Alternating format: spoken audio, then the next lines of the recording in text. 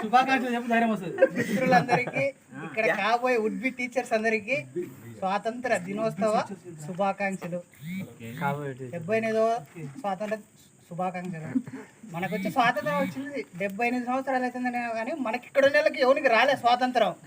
ఏదో రాసి పెట్టుకొని బుక్లో కానీ ఎప్పుడైతే మనం ఈయనింటి టీచర్ జాబ్ కొట్టుకొని ఇంటికి వెళ్తావో ఆ రోజే నీకు స్వాతంత్రం వచ్చిందని ఇక్కడ ఉన్న ప్రతి ఒక్కరికి.